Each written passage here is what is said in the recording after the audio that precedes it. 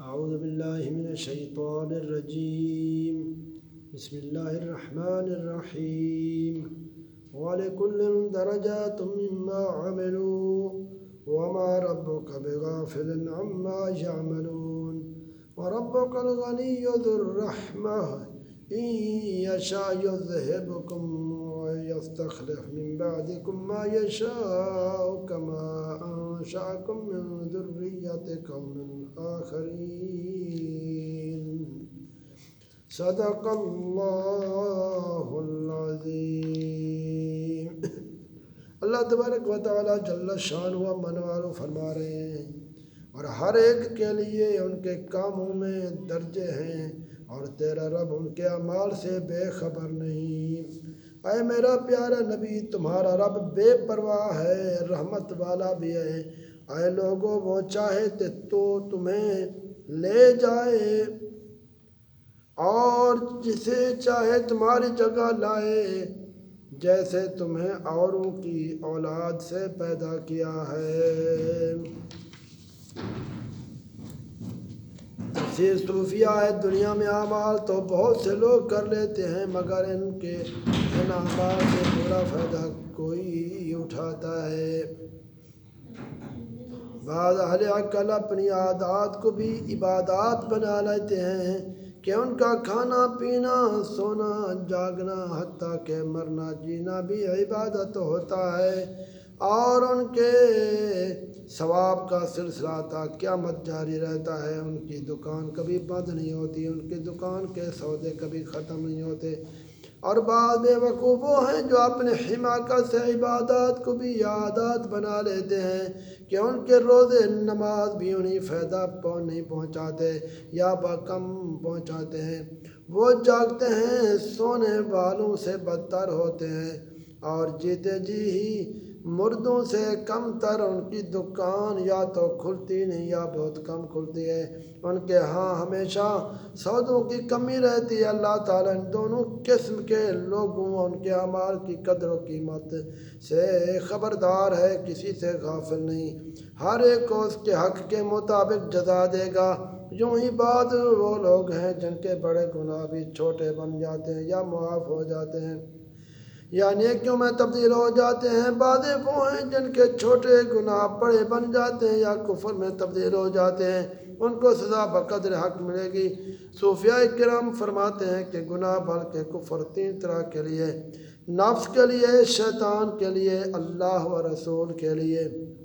پہلے دونوں قسم کے گناہوں اور کفر کی سزا سخت ہے. تیسرے قسم کے گناہ و کفر کی سزا ہلکی ہے یا ہے ہی نہیں. دیکھو، قابیل نے قتل حابیل کا گناہ کیا. نفس و شیطان کے لیے وہ اب تک پھٹکارا ہوا ہے. ہر قتل میں اس کا حصہ ہے.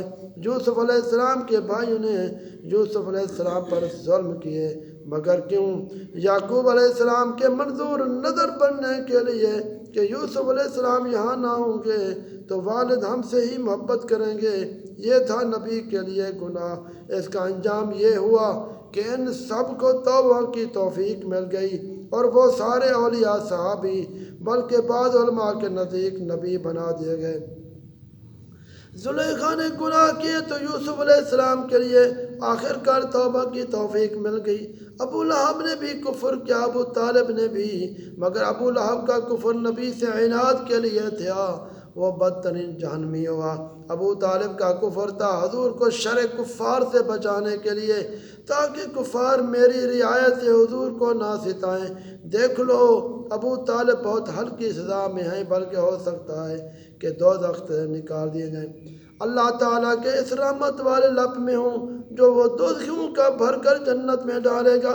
صوفیہ فرماتے ہیں ذو الرحمہ میں رحمت سے مراد حضور صلی اللہ علیہ وسلم کی ذات. اس کی تفسیر وہ آیت ہے وَمَا أَرْسَلْنَاكَ إِلَّا رَحْمَةً لِّلْعَالَمِينَ.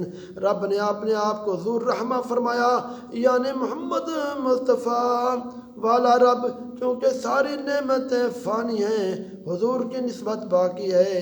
حضور ساری نعمتوں کو رحمت بنانے والے ہیں کہ ان کے اطاعت کے بغیر سب نعمتیں عذاب ہیں، نی ساری نعمتیں ہماری پردہ ور ہیں کہ ہمارے خلاف گواہی دے سکتی ہیں، مگر حضور پردہ پوش، اس لیے حضور رحمت اعلیٰ ہیں اور اللہ تعالیٰ رحمت والا ہے۔ خیال رکھو اللہ تعالیٰ غنی بھی ہے، رحیم و کریم بھی، بے نیاز بھی، دنیا اس کی ملکیت ہے۔ تم کو یہاں عاریت کچھ روز کے لیے اس نے بسایا ہے، یہ جگہ تمہاری ملک نہیں، اگر وہ چاہے تو یہاں سے تم کو ہٹا کر دوسروں کو آباد کر دے۔ عاریت اور عارضی چیز پر کسی کا دعویٰ نہیں، تم سے پہلے یہاں اور لوگ آباد تھے، وہ گئے تم آئے، اس طرح تمہاری جگہ دوسرے آ سکتے ہیں، لہذا فرصت کو غنیمت جانو۔ ہم دیکھیں گے کہ جگ جاتا ہے، جگ دیکھے ہم جائیں، ہم خود بیٹھے راہ پر اوروں پر پچھتائیں۔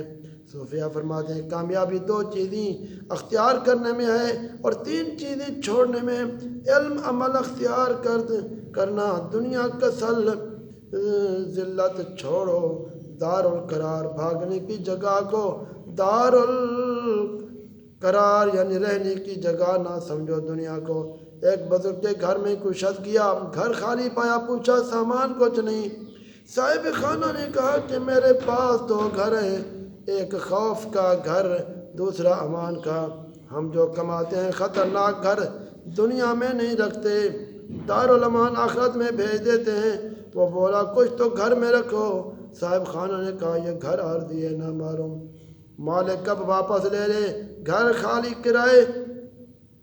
عاقبت الدار للابرار والاخیار لیلہم نہار، یعنی آخرت کا گھر ان نیکوں کے لیے جن کی راتیں بھی دن ہیں۔